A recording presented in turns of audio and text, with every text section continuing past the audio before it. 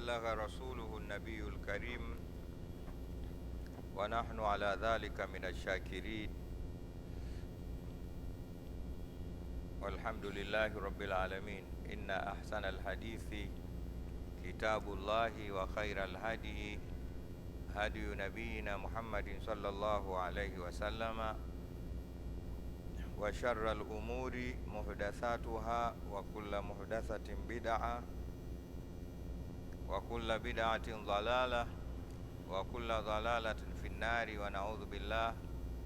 وأشهد أن لا إله إلا الله وحده لا شريك له وأشهد أن سيدنا وحبيبنا وشفيعنا ومصطفانا ومولانا محمدا عبده ورسوله. اللهم صل وسلم عليه صلاة تخرجنا بها من ظلمات الوهم وتكرمنا بنور الفهم وتوضح لنا ما أشكل حتى يفهم إنك تعلم ولا نعلم وأنت علام الغيوب. رب اشرح لي صدري ويسر لي أمري واحلل عقدة من لساني يفقه قولي. أما بعد،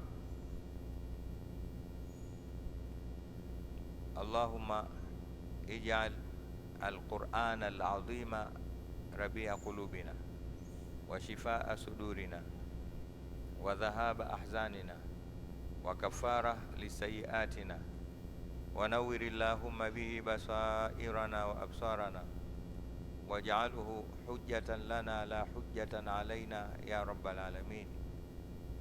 أعوذ بالله من الشيطان الرجيم. بسم الله الرحمن الرحيم. فإنك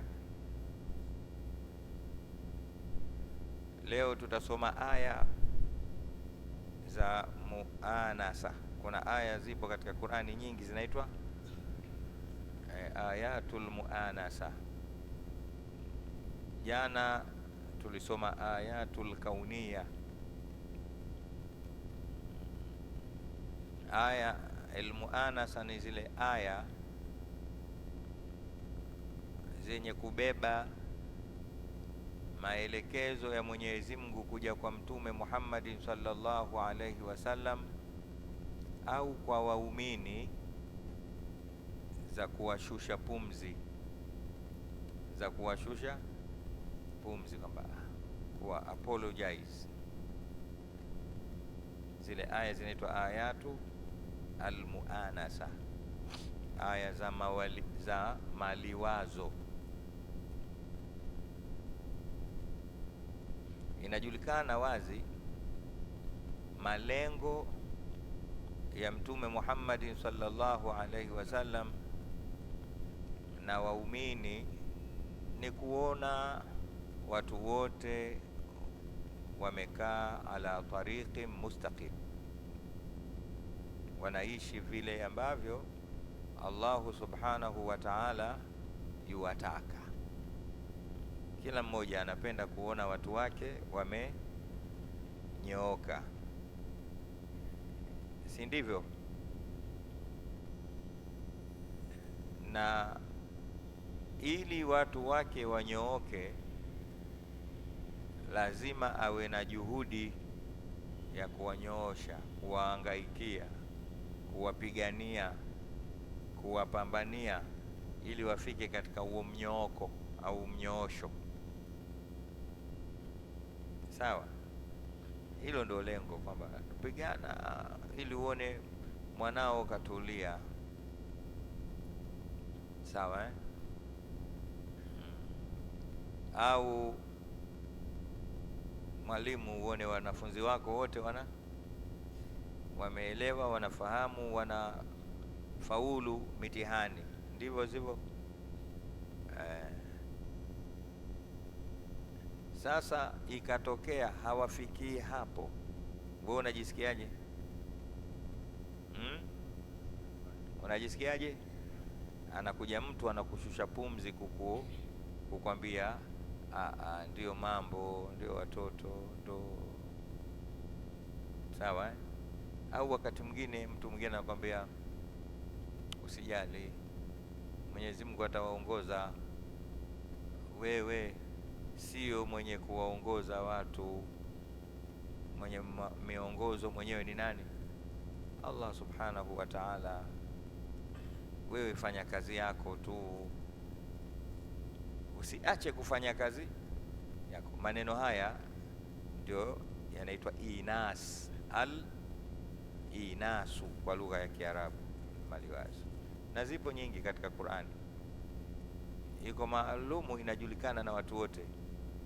Wama ala rasuli illa albalagh, wama ala rasuli illa albalagh, moja katika ayatul muanas. Baada ya kuonekana Mtume sallallahu alaihi wasallam anakosa mpaka usingizi, mbona watu hawaongoki? Mwenyezi Mungu ambaye habari ya kuwaongoza hawa ni yangu. Ni nani? Wewe lako hakuna ulazima kwako isipokuwa kufikisha tu, wefikisha tu, kisha niachie mwenyewe.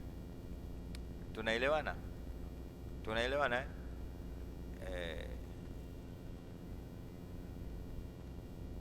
mbele inasomaje? Nani anakumbuka aya kama hiyo ya muanas ipo kwenye Qur'ani? Wa in yukadhibuka, tulisoma juzi hapa, wakikukanusha, hakika wamekanushwa mitume kabla yako. Nyingine, wa innaka la tahdi man ahbabta walakinna Allaha yahdi man yasha. Mtume Muhammad sallallahu alaihi wasallam alipigania ammi yake aliyemwekea kifua na kumkingia ili asipatwe na mabaya pale walipokuwa maadui wanamfatafata, wanataka kumuua. Ni nani? Mzee nani? Mzee Abu Talib, baba yake Ali. Mzee yule alipigana kweli kweli ili Mtume sallallahu alaihi wasallam aifanye vyema kazi yake, na sio hapo, tangu alivyomchukua kwenye malezi alimpenda Mtume sallallahu alaihi wasallam kuliko alivyowapenda watoto wake. Alimpenda sana, historia inasema hivyo. Na alipopewa utume, watu wanampiga mawe Mtume, yeye anafanya, anamkinga.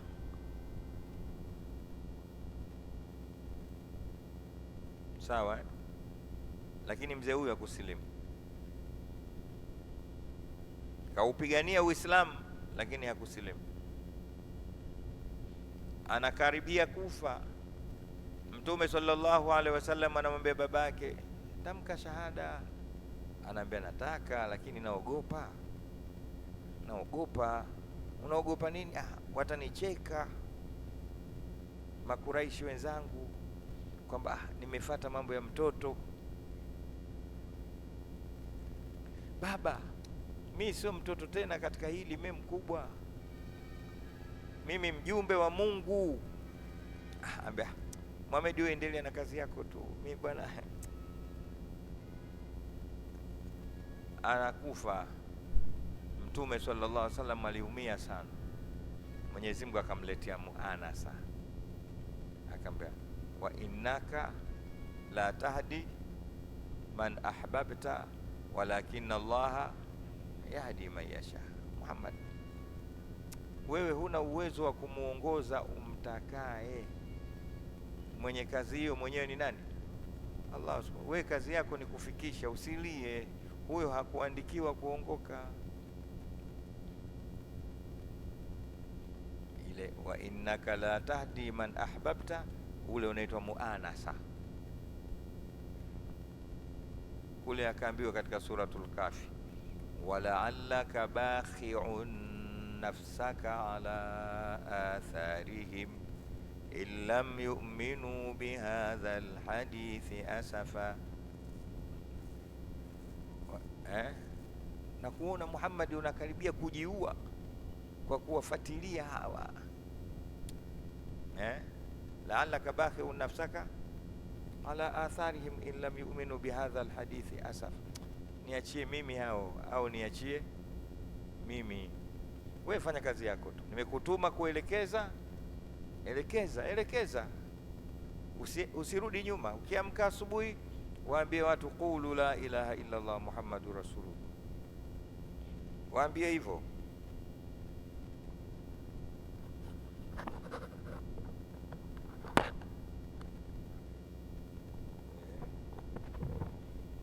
Hizi waya naona zilivyokuwa nyingi, kazi zitalipuka hapo.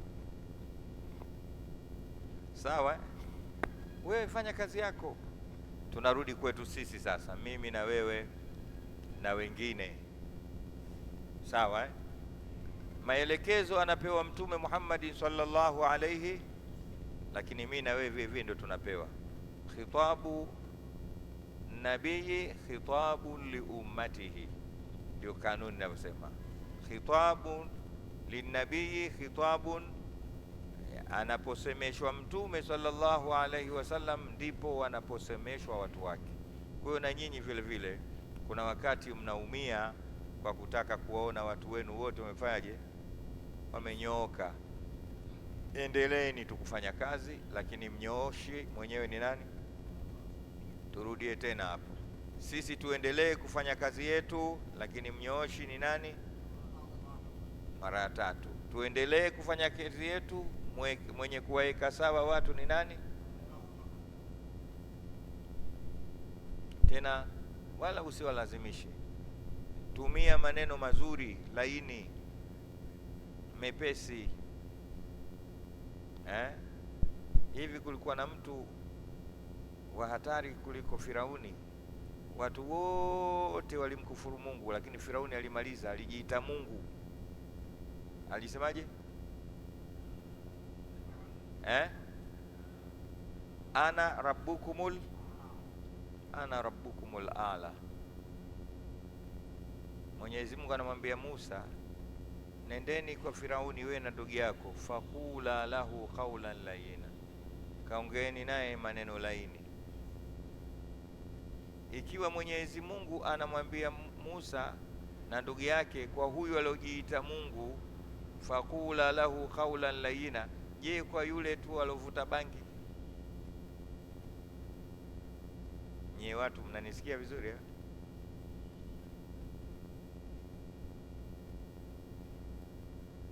Naona kama mnielewi.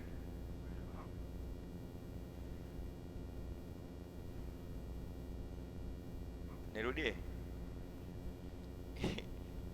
Kuna watu hii kazi ya dawa mishipa inawatoka kama radi macho. We baba we hii kazi ya kuongoza mwenyewe nani?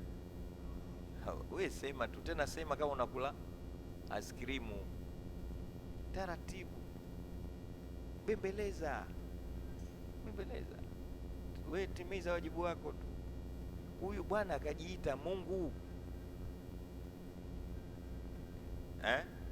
kajiita ana rabbukumul a'la. Tena sio rabbukum tu, rabbukumul a'la, mimi ndo Mungu wenu mkuu, mpaka wewe Mungu wenu nyinyi mdogo.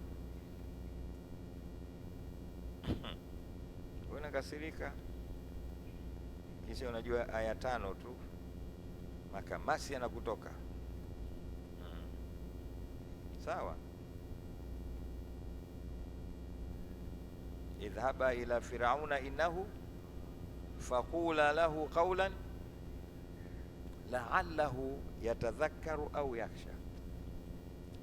Maneno yenyewe hiyo ni yasome yote.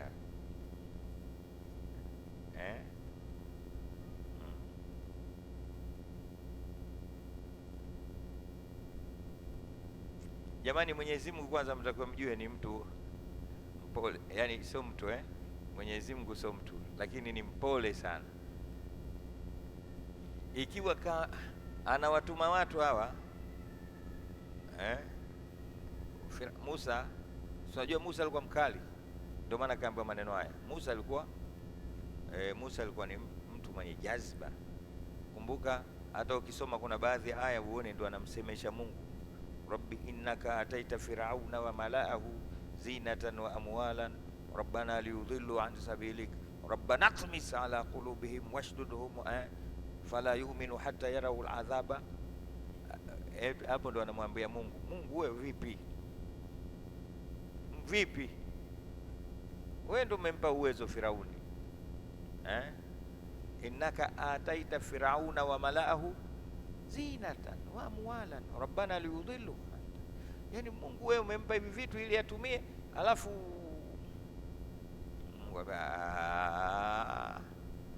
faqula lahu qawlan layina la'allahu yatadhakkaru au, nendeni mkamwambie maneno mepesi tena laini, huenda huyu atafanyaje?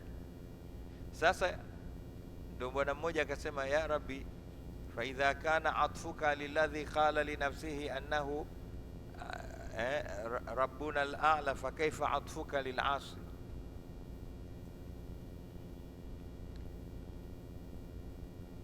Tumeelewana vizuri Aya hizo, ayatul muanasa hizo, vitu vivi vyote ukisoma katika Qur'ani ndio utaamal, uzingatie, uone. Kwa hiyo nakuomba ndugu yangu, pale unapowaongoza watu waambie maneno laini. Kazi yako wewe ni kusema na sio kukaza macho na kuanza kuwapiga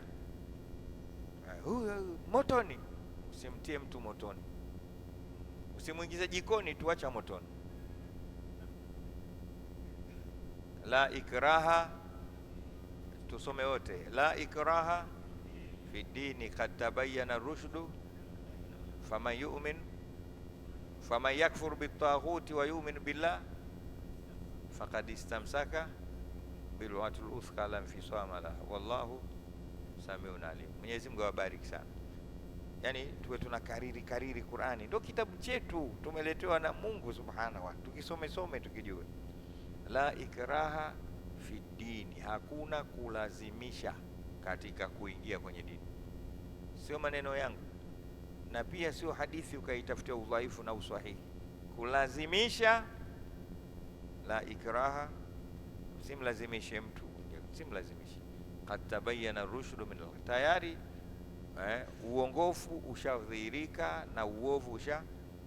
Famai yakfuru bitaghuti, yoyote atakaye acha kuabudu kisichokuwa Mungu, wa yu'minu billah, na akamwamini Mungu, huyo faqad istamsaka bil'urwatil wuthqa, ameshika kikuku chenye nguvu, la mfiswama laha, akikatiki. Wallahu samiun, na Mwenyezi Mungu anasikia sana, alimun, anajua sana, anasikia yanayosemwa na anajua yanayofanywa. Mmenielewa? Sababu ya aya hii kushuka, la ikraha fi dini qad tabayyana ar-rushdu min al-ghayy, sababu yake baada ya fathu Maka, baada ya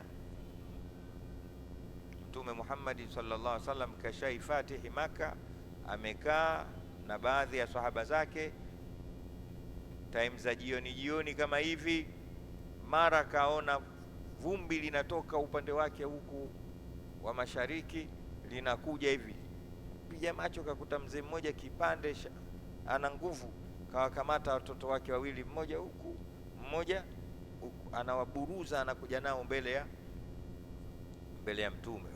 Watoto, tuache, anamtia kofi, wende kanyaga. Wale watoto nao vibonge, lakini hawamwezi baba yao kibonge kweli. Mtu alikuwa anakula eshe ya Kiarabu na tende na asali, tia magumi, anawaleta kwa Mtume, piga visukusuku. Mmenielewa? Mtume, vipi hawa? Kaja nao kawa bwaga mbele ya Mtume sallallahu alaihi wasallam. Vipi wabu, mbona hivi tena msukosuko? Asema, msikilize Mtume, ayadkhulu ba'dhi an-nara wa ana anzuru. Mtume, baadhi yangu mimi ingie motoni na mimi natizama hivi. Akamkaza kofi mmoja pale, mwingine kelele. Mimi niko mbele ya Mtume.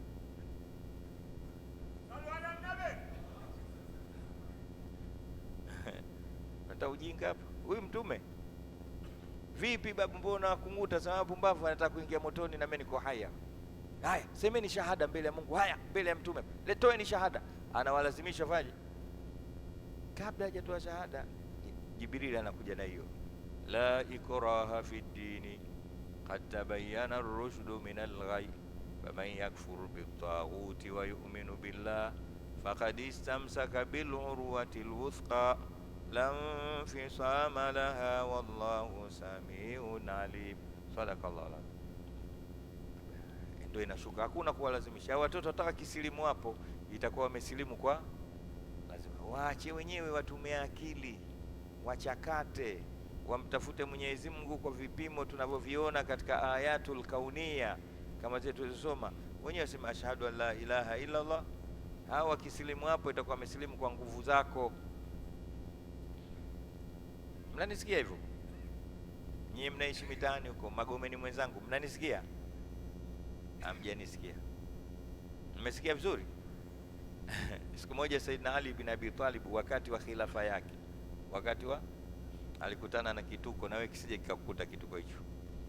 Kakaa msikitini kama hivi, kabla ya moja ya swala akaingia mtu mmoja darueshi kama mimi na kitambaa chake hichi kakivaa hivi, akaswali. Ndani ya sekunde moja akisha swali rakaa 4 katoa salamu. Saidina Ali akamwambia, wewe acha upumbavu, ndio swala gani? Inuka uswali tena. Kamsimamia na gongo lake ile fimbo, inuka. Jamaa akatizama akamwona huyu Ali. Alizo mchezo alimwangusha yule mtu mmoja mbele ya Mtume sallallahu alaihi wasallam, watu wote walimkimbia. Yeye Saidina Ali alipambana naye, nitakutajia jina lake kesho nikitaka. Umeelewa? Sasa kakupa huyu jamaa huyu ndio yule alofanya kazi ile siku ile mbele ya Mtume, na ananiambia ni swali tena. Akainuka na shingo akaangusha.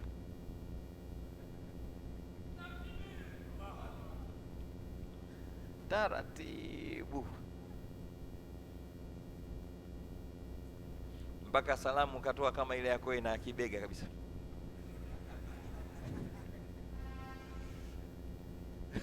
Unajua salamu hivi mmezipata wapi zile salamu za kibega bega? Hakuna ile hakuna. Unatakiwa utoe salamu inapoanza assalamu na assalamu alaikum wa rahmatullah. Hichi kitefute chako kionekane huko, unarudi tena hapa assalamu alaikum wa rahmatullah. Mnanielewa hivyo? Ni vipi tena? Sio kuna wengine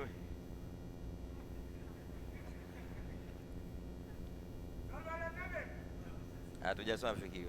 Mmesikia jamani? Ni vipi? Assalamu alaikum wa rahmatullah, assalamu alaikum wa rahmatullah.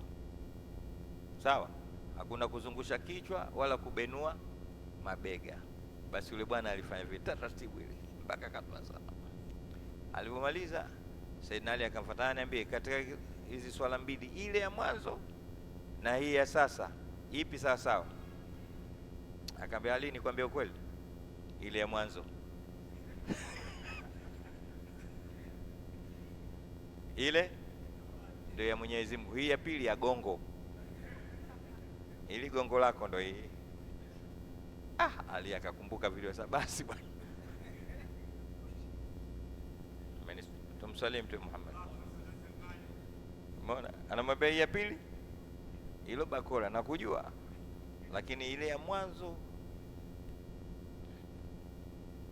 innamal a'malu wa innama likulli imri'in ma nawa. Kwa hiyo Mwenyezi Mungu Subhanahu wa Ta'ala inafika wakati anatufanyia muanasa, anakuliwaza, anaku-apologize na anakwambia wewe si wa mwanzo katika mambo hayo. Umeelewa? Na niwaambie, sio lazima uwapate watu wote wa kuamini, wa kuelewe, sio lazima.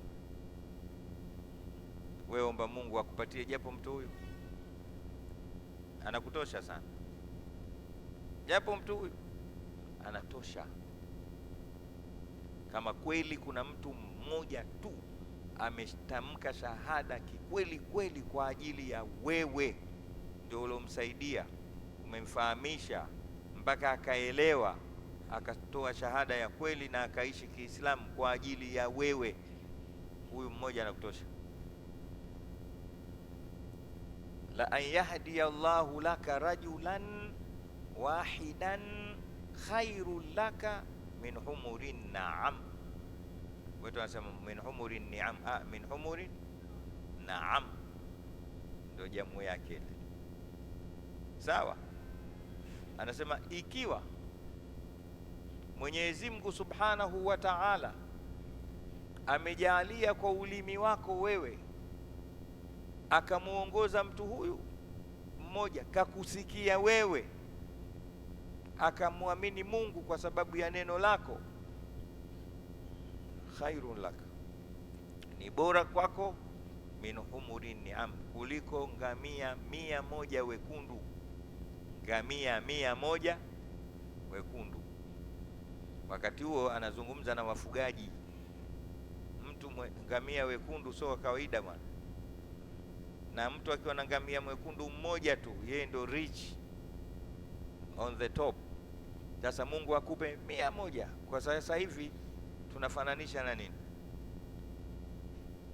Labda yale masemi trailer yale, labda sasa hivi ana yote mwenye magari yenyewe ya kichina haya. Sasa usipate tabu, wewe fanya kazi yako ya kuongoza, ya dawa, tena biqaulin layinin. Usimwite mtu jina baya, maana kuna watu wanaongoza watu kwa kuwaita majina mabaya, kuwabwegeza, kuwatukana, kuwakebehi, kuwafanyia mzaha. Taratibu, zungumza taratibu, ishuke kama kudra, taratibu. Unatoa waadhi, mtu unamfikia. We nani uwapate wote?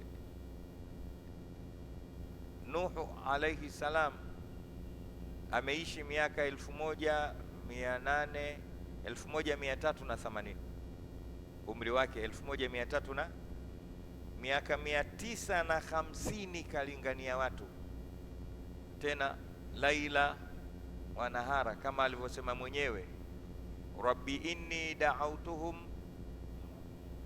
da'awtu qaumi lailan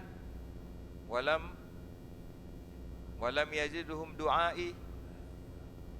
Hiyo laila wa nahara maana yake ni ile miaka 950.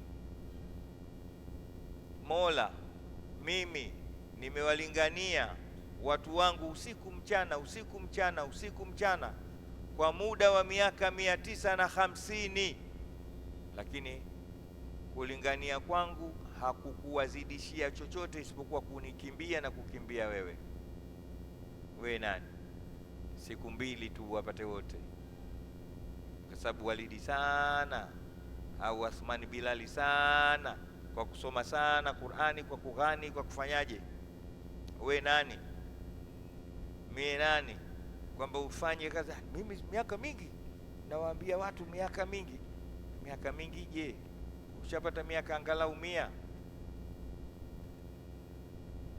Mtizame mtu huyu kapiga mvua 950, ni mtu lugha mjini. Ukisema mvua ngapi, kachukua mvua ngapi, sio mvua masika. Unajua mvua ngapi? Jela hiyo miaka mingapi? Lugha ya mjini. Wewe mursalina hujui hiyo, ndio kwanza leo unaisikia leo, bado mwenye mgeni. Utasikia mtu bwana kachukua mvua ngapi, lugha hiyo wanajua kina mjomba Muba kule. Mvua ngapi kachukua, bana kafungwa miaka mingapi. Kwa hiyo kapiga mvua 900 na sheke miaka wetu wenye miaka 50 hapa wangapi? Unaona ndevu nyeupe zile miaka 50, Sheikh Athmani katoka ndevu nyeupe. Kifurufuru una miaka mingapi? Sema kweli bwana. 26. Hata miaka 50 hujapata. Kwa hiyo hata ile ndogo ya Nuhu jamani, eti mimi naulingania watu huku kwetu Kivule miaka 26. Shekhe amepiga miaka 950, kapata watu wangapi? Watu 80 tu. Kwa wastani kila mwaka mtu ngapi? Kila baada ya miaka mingapi ndo mtu mmoja? Watu 80 igawanye kwa 950, utajua mtu mpaka mtu kachukua miaka mingapi? Miaka 80 ndo mtu mmoja. miaka 100 ndo mtu huyu mmoja. Yaani ukija wewe sema miaka 100, anatokeza mmoja chwa, miaka 100 nyingine ndo chwa. Alafu nimechoka mimi. Mungu anaileta hiyo katika Qur'ani ili kukuonyesha hii kazi ya dawa haitakiwi ujinga, unatakiwa uwe serious kufanya kazi. Msalimu Mtume Muhammad. Mwenyezi Mungu amekupa watu chungu mzima bwana, miaka kibao, sema alhamdulillah. Haya, muanasa muanasa. Kwa hiyo tunarudi katika aya yetu ya leo. Kwa hiyo kukuambia kwamba unapopingwa wakati unafanya kazi zako za dawa, usisikitike, na isiwe ni sababu sasa ya kususa, ya kupayuka na kupauka. Kuna kupayuka na kupauka. Isiwe ndio sababu tena unapayuka mpaka unapauka, hata mafuta ukipaka ung'ai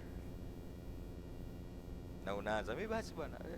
Mimi nao vijana wangu wanasomesha kule, wamechoka hawa wote. Yaani hapo wananiona haya tu mmenipo, lakini time yote wanataka kunikimbia. Haya, nikimbieni.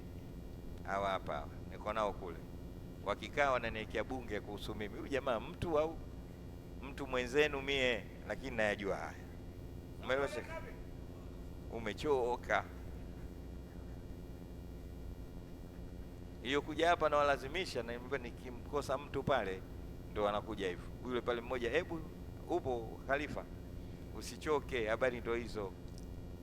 Rabbi inni da'autu qaumi. Umoni Sheikh Jafari anafanya kazi ya kusomesha, anaanguka, anazimia, yupo tu, anakosa kufa, yupo tu. Ndio unavyotakiwa. Mwenyezi Mungu atubariki. Huyu bwana juzi kaniaga, anarudi kwake Msumbiji, kakaa na mimi miaka 2 tu. Sasa basi bwana, inatosha, nenda bwana, niache mimi napambana tu. Akina Udido hao, Rabbi inni da'autu qaumi la ila. Mpaka Zakaria leo unakaa huko nyuma, njoo unakaaga huku mbele darasa yako hii. Na wewe pale na mwalimu kachoka, ambaye mimi kila siku natoka kivule nini, kaa hapa. Mtume katembea kwa miguu kutoka Maka mpaka Madina kwenda na kurudi. Choka nini hapa sasa? Imeeleweka? Ngoja tumalize ili tusome katika mifano ya kutayarisha hizi aya za leo, utazela vizuri. Mwenyezi Mungu Subhanahu wa Ta'ala, mfano mnaniona mimi hapa, nimekaa hapa na nyinyi mpo hapa. Nyinyi mko makundi 3 mpaka 4 kuhusiana na mimi.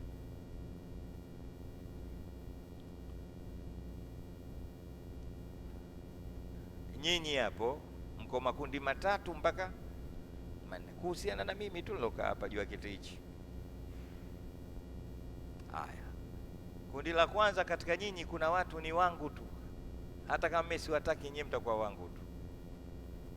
Hata nikicheka hapa na nyinyi mtacheka. Imeleka? Mpo katika nyinyi. Hata nikifanya hivi, nikijikuna sasa, bwana anajikuna vizuri yule. Sasa kujikuna sikujikuna tu, lakini kwa sababu ndio Mungu keshaniandikia nyie ni wangu, mnanipenda, nyie ni wangu tu. Na katika nyie kulikuwa na watu kuna watu katika nyinyi, hata nifanye chochote hapa siwapati. Yaani mko hapa kwa sababu hamna pa kwenda. Nikienda huko na mimi nimefunga tena, waacha nikae hapa. Yaani usikii hata darasa, unawaza vitu vingine, lakini hapa upo. Kundi la ngapi hilo?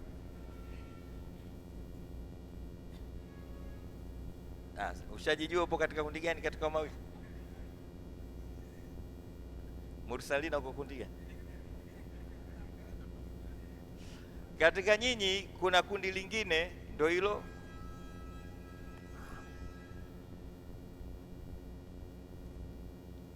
Na waudhi hapa.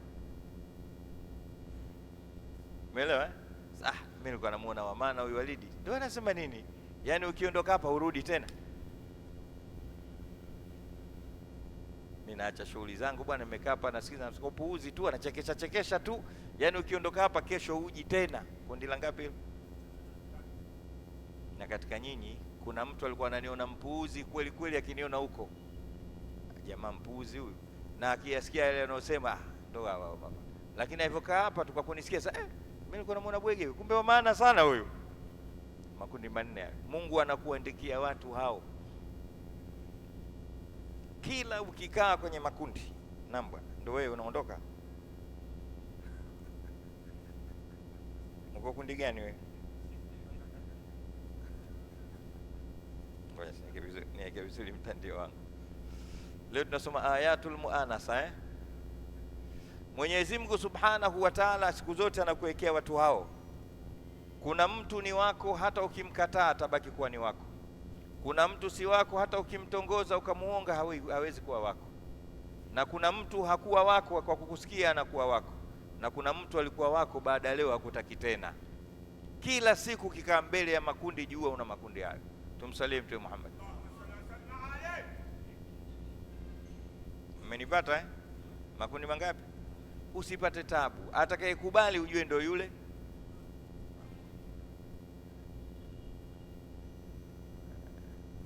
Wewe unapata tabu bure. Huyu Mungu akuandikia ni wako. Mtume sallallahu alaihi wasallam anasema al-arwahu junudun mujannada, nimeziumba. Mungu anasema hizi roho nimeziumba, junudun mujannada, vikosi. Vikosi kama vikosi vya jeshi. Kuna kikosi cha maji, kuna kikosi cha anga, kuna kikosi cha cha mizinga, kuna cha vifaru, cha mishale. Kwa hiyo wewe lazima ujue ni kikosi gani, ukae na wa kikosi mwenzio. Kama naeleweka vizuri, ni mipango ya nani? Allah Subhanahu wa Ta'ala. Kama mtu sio kikosi chako, hawezi akakupenda hata siku moja, na wewe huwezi ukampenda hata akikupa hela. Na akikupa hela sasa, nini huyu anajifanya ana hela, tukakupa hela zake bwana. Al-arwahu junudun ma taarafa minha talafa, zile ambazo zilijuana huko alipoziweka Mungu pamoja, zilikaa pamoja, zikishafika huku duniani talafa, zitazoeana. Wama tanakara minha ikhtalafa, na zile ambazo kule zilikaliana mbalimbali na hata duniani zikija zitatofautiana. Huna jinsi wewe ya kuziweka pamoja zile ambazo Mungu hakuziweka pamoja, na huna jinsi wewe ya kuzifarikisha zile ambazo Mungu alizikutanisha pamoja. Mnanisikia hivyo? Kuna watu mimi bwana sipendwi, mimi siitwi mbele za watu, sina mvuto. Saa nyingine wewe unaishi mji ambao hao watu lokaa nao hukukaa nao pamoja huko. Kwa hiyo Mbeya nzima uko peke yako, kikosi chako kiko Pwani. Ndio maana watu wa zamani walikuwa na kawaida, utaona mtu anakaa hapa kidogo kisha anahama mpaka anakutana na mzao wake. Tunaita Waswahili wanakuambia akakutana na mzao wake. Sijui kama mnajua lugha hiyo. Sasa huyu yani anakaa Mbeya, Songea, na mwenyewe ukimkuta kule Songea hana hata wasiwasi. Kaanza kufanya biashara zake hapa, kashindwa akaenda Tanga, kashindwa akaenda Mbeya, kashindwa akaenda wapi, mara yuko huko Nyambuni huko siku kunaitwa huko, na ukimkuta kule hana hata wasiwasi. Bwana huko sasa, karibu bwana, mambo mazuri huko, katoboa. Mimi kipindi kile cha mafuriko ya Muhoro nilikwenda na jamaa zangu kutembelea. Nilienda kumkuta ndugu yangu mmoja sijamuona miaka mingi. Huko sasa, niko huko bwana, nyumba yangu hii hapa, duka langu hili hapa. Omba Mungu bwana yaondoke ya mafuriko haya, tubaki hapa. Nyumba yake imeliwa nusu na mafuriko, lakini bado kule ndo kakutana na watu wake. Siji naeleweka. Tunazungumza habari za Qur'ani, ayatul muanasa. Tunaliwazana kama Mungu anavyotaka kumliwaza Mtume sallallahu alaihi wasallam. Katika hizi aya mbili tunalisoma leo, mbili tu, tumeelewana? Lakini haya ndio maelezo ya aya hizo mbili zinazokuja. Ndio Hebu kama wazee wako wako hai, nenda kawaulize asili yenu hasa ni wapi? Asili yenu hasa ni unaweza kwambia ukaona Kisiju, kumbe Kisiju ni kwa ajili ya kutafuta muanasa. Imeeleweka? Ndio maana utakuta mtu yuko Zanzibar, kabila lake atakwambia mimi Mnyamwezi. Wapo Wanyamwezi wangapi kule na Makonde wangapi kule Unguja? Hawapo. Na hapa wapo wangapi? Tatizo sio kabila, tatizo al-arwahu junudun mujannada. Umeelewa? Al-arwahu junudun. Mimi niliwahi kwenda kama Chumu, unajua Bukoba juu huko, nikakutana na mtu kule anaitwa Kawambwa, lakini anaongea Kihaya kabisa. Wewe Kawambwa kasema huku mambo yangu mesafi. Al-arwahu junudun mujannada ma taarafa minha i'talafa wa ma tanakara minha ikhtalafa. Ni maneno sahihi ya Mtume Muhammad sallallahu alaihi wasallam. Usiende kugombana, kubishana, kujadiliana na watu, nenda kaijue position yako hiyo. Haya, tuangalieni aya mbili za leo, tufunge darasa yetu. Fa innaka, Mwenyezi Mungu anamwambia Mtume, fa innaka la tusmi'ul mauta, hakika wewe huwezi kuwasikilizisha wafu, yani waliokufa huwezi ukawasikilizisha. Wala tusmi'u summa, na wala huwezi ukawasikilizisha viziwi. Adduaa, da'wa yako. Adduaa, yani hiyo duaa ni mafuulu wa pili kwa wale tu wanaojua. Tusmi' inataka mafuulu ngapi? Mawili. Wa kwanza ni huyo almauta wa sum, umeelewa? Na wa pili adduaa kwa watu waliosoma lugha yani fa innaka la tusmi'u duaa almauta wala tusmi'u duaa summa. Hamza upo? Mtume yeye kazi yake addua. Dua hapa sio hivi. Dua manake ni ulingano, ni da'wa, mawaidha. Mwenyezi Mungu anamwambia Mtume Muhammad sallallahu alaihi wasallam, waliokufa na viziwi wewe huwezi ukawasikilizisha ulingano wako, yani hawatokusikia. Na hapa imetumiwa istiara sio kwamba wafu kwa maana ya wafu na viziwi kwa maana ya, bali anakusudia wale ambao Mwenyezi Mungu keshawaua katika da'wa, keshawaandikia upotevu, wale huwezi ukawasikilizisha. Hii haina maana kama wanavyofasiri watu wakataka kuambia nyinyi mnaongea na maiti, maiti asikii kwa sababu Mwenyezi Mungu akamwambia Mtume fa innaka la tusmi'ul mauta. Maiti anasikia ukiongea naye kwa hadithi nyingi. Ukienda pale kaburini, mzee wako, rafiki yako, ukimwambia anasikia. Hadithi ziko nyingi, tukisoma hapa zitatuchelewesha. Moja tuchukua. Mtume sallallahu alaihi wasallam siku moja aliongea na wale watu waliokufa katika vita vya Badri. Baada ya wiki 2 au 3 akawauliza mambo. Saidna Umar akamwambia Mtume, mbona unaongea na waliokufa? Akaambia ma antum bi asma minkum, nyinyi hamsikii kuliko wanavyosikia hawa wanasikia kweli kweli kuliko nyinyi. Yani mtu aliyokufa anasikia zaidi na anaona zaidi kuliko wewe. Ndio maana wafabaswaru kalyauma hadid au shadid hadid. Sheikh umelala. Fabaswaru kalyauma, yani mtu akifa anakuwa na macho makali, anaona kweli. Yani ukipita tu anakuona huyo Walidi anapita, na kama anakuona unakwenda sehemu mbaya anakupiga kelele, wewe siko huko gesti, rudi. Leo bahati mbaya kuna watu wanakwenda pale makaburini, wanafanya mabaya pale, anaroga pale, au kuna mtu wake mwenyewe anamtaka akampige busu pale kaburini.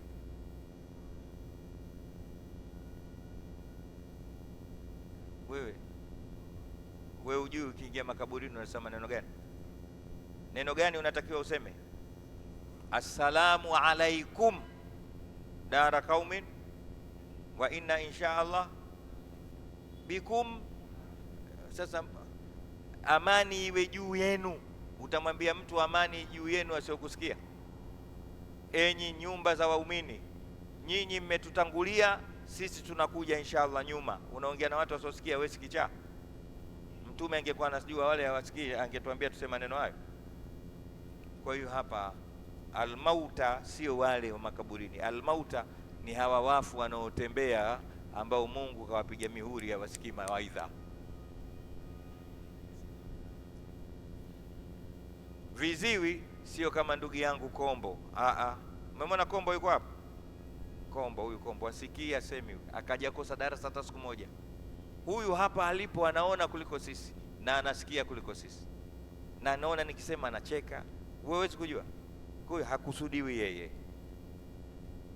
anakusudiwa kiziwi aliopigwa muhuri na Mungu wa kutosikia maneno haya. Wale aliowataja, laqad dharana li jahannama kathiran min aljinni wal ins lahum qulubun la yafqahuna biha wa lahum a'yunun la yubsiruna biha wa lahum adhanun la yasma'una biha ulaika bal hum ndio hawa hapa.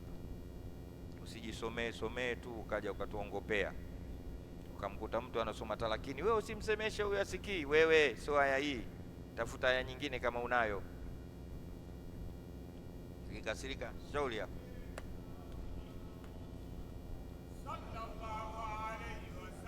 Sio aya hii ya kumwingia talakini, sio aya hii. Sisi tunamwongea na mtu wa talakini kwa sababu anasikia. Tuambia alana yaatika almalakani fala yafzaaka wala yaruaka fa innahum ibadun min ibadi rahmani kadha kadha wa idha saalaki man rabbuka faqur rabbi Allah. Tunaongea naye kwa sababu anasikia, akijibu asipojibu, lakini sisi tunaongea naye kwa sababu anatu. Mtume anasema yule alokufa pale anakuoneni wote na mkiondoka, mpaka anasikia mpaka kiatu cha mtu wa mwisho. Hamna hadithi hiyo? Someni basi muoneone huko. Kila kitu mnapinga. Shibri ngapi mpo katika ilmu? Kwa si shibri 3 zile ya mwanzo. Mungu katika shibri ya mwanzo. Usikasirike wala usiende. Unamngojea mtu kwenye hivi, ukimwona afa una mradi kwenye YouTube. Wewe uko shibri ya mwanzo, unajipotezea muda. Nenda akakusomeshe na lugha ya kutwalia. Acha mtu mmoja anaweza kufuata, bwana na kitabu bwana, nataka tukumbushane tutwali. Alokuambia mimi nimekisahau hiki nani? Kamtafute alokisahau mwezio huko mkakumbushane. Mimi nakijua. Tunaelewana Wakati mwingine tulikuwa tutumie lugha hizi kidogo ili kuweka mambo level. Kuchukuliana poa sio nzuri. Ndio aya nasanya. Mambo ya kuchukuliana poa. Umeelewa hii jamaa? Hapa kuna istiara, ni kuwazima maneno. Mwenyezi Mungu ametumia kuwazima na akatumia sana katika Qur'ani. Tungekuwa tuko darasani tungeonyesha hapa Mungu akatumia neno, sio sehemu yake katumia, lakini kwa sababu ya tashbihi amekuja kulitumia neno. Kwa hiyo hapa fa innaka la tusmi'ul mauta, hakika wewe uwezi ukawasikilizisha wafu. Ni wafu gani? Wale ambao lahum qulubun la yafqahuna, wana nyoyo hawazinduki kwa nyoyo. Wala hum ayunun, sawa sawa, wana macho hawaoni kwa macho.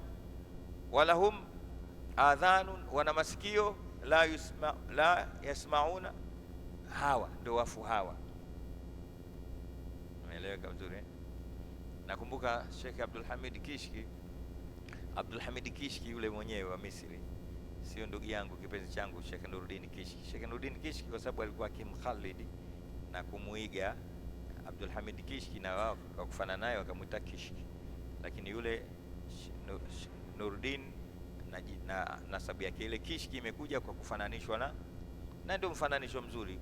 Kuna Sheikh mmoja anaitwa Abdul Hamid Kishki, alikuwa Masri katika Masjid Tahrir, nimeshawahi kumzuru mara kadhaa.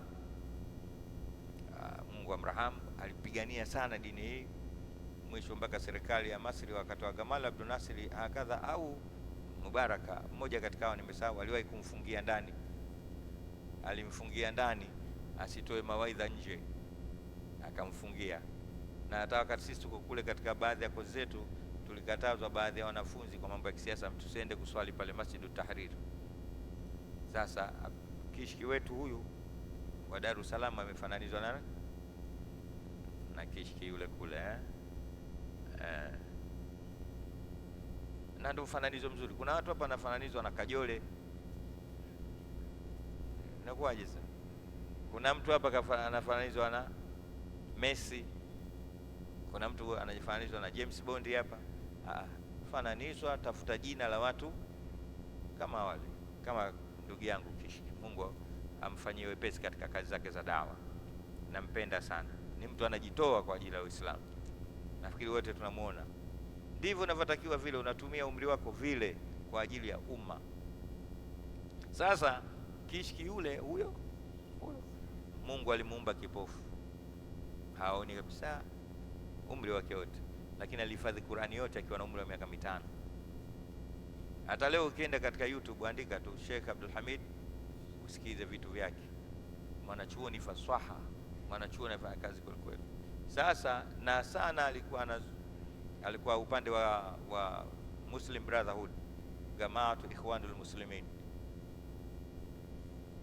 Alikuwa siku moja alitoa mawaidha, anauliza kwa nini majina ya viongozi wa Kiarabu yanafanana majina ya wanyama na sifa sio nzuri. Na hiyo ilikuwa akizungumzia wakati kama huu unaoendelea huko, Waarabu wote serikali kuwa vote maadui wa Waislamu na kuwapa nafasi kule ili kuwapiga wenzao, kitu ambacho hakiwezekani kama kinachotokea sasa hivi huko. Kitu ambacho huwezi kukiona. Msweden siku moja akakukaribisha wewe umpige Mnorway, inawezekana? Ukaweka bezi pale. Sasa ile ilikuwa kiwaudhi mashehe na waumiza. Kwa nini? Ndio siku moja akaja na hutuba yake siku ya Ijumaa, sasa ma balu asma ruasa'il arab asma'uhum asma'ul an'am.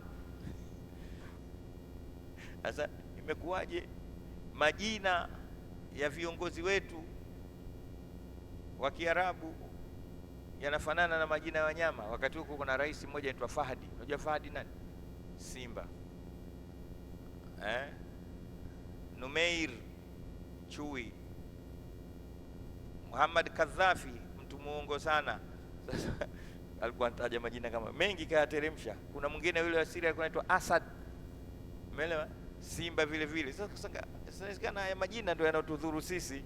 Mabalu asma ruasa'il arabi bi anna asma'ahum tatashabba asma'al an'am. Na sauti yake ilikuwa hiyo hiyo. Mimi pia nilikuwa namfuatilia zamani. Au hujui sauti yake? Walil asma'i athar ya Allah. Akawaangamiza.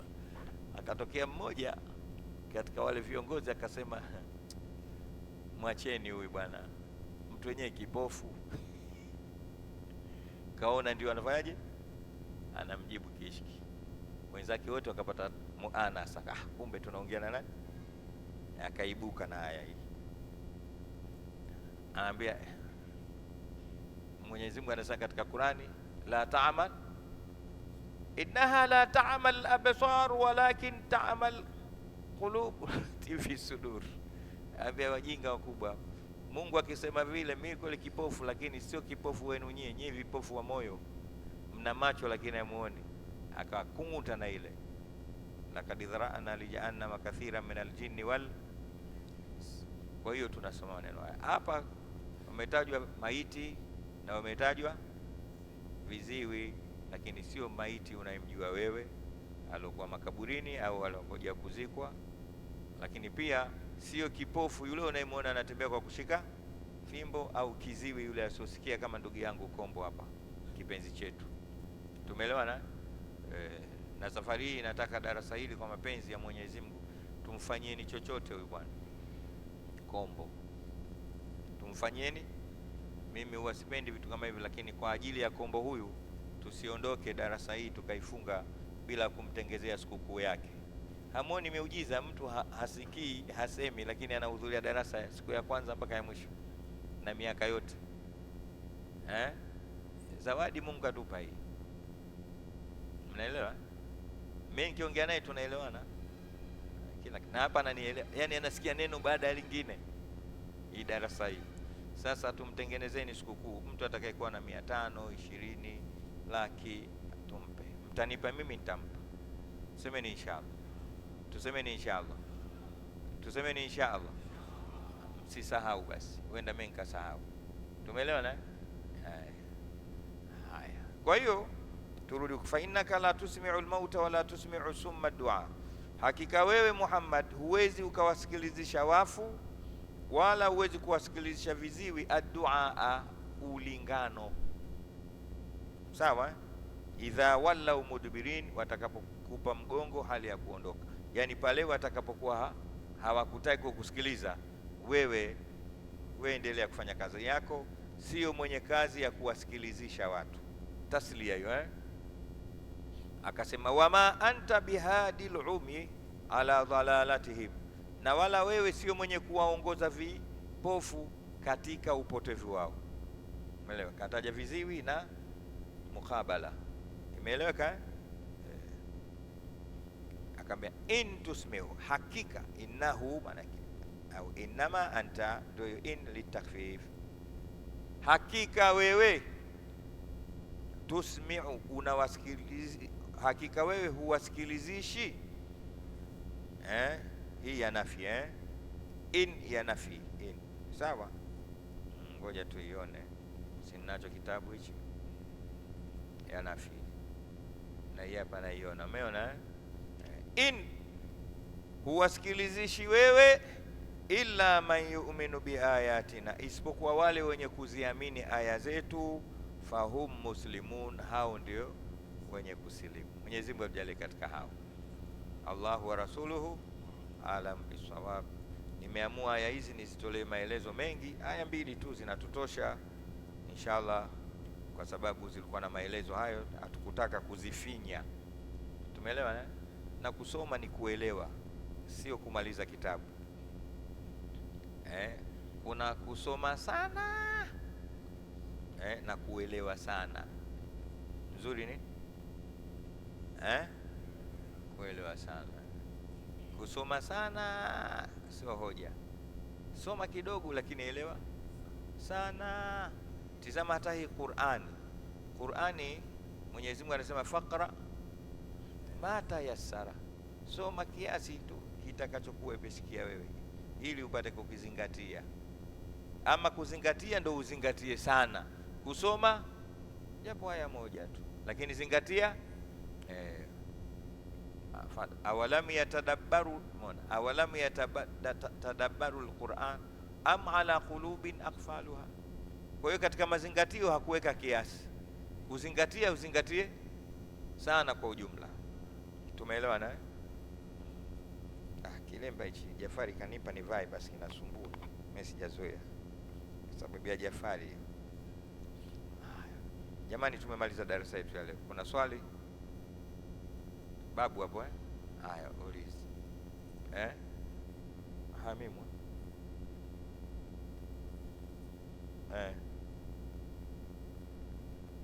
tumfanyie ikhlasi bwana Hamimu.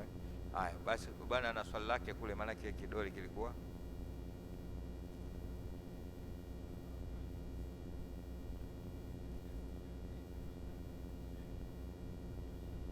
anaweza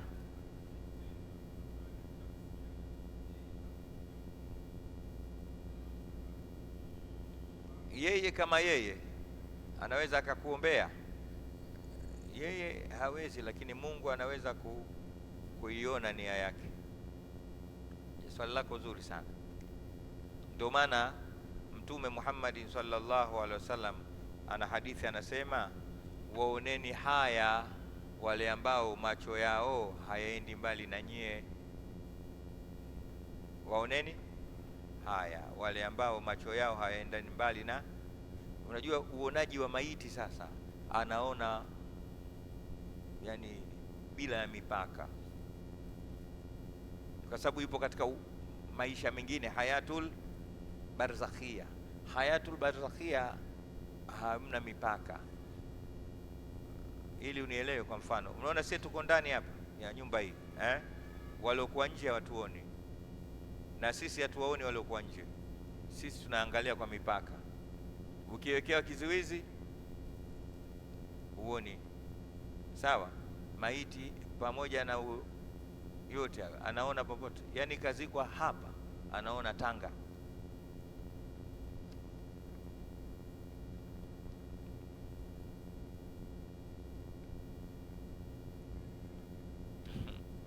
Umeelewa vizuri?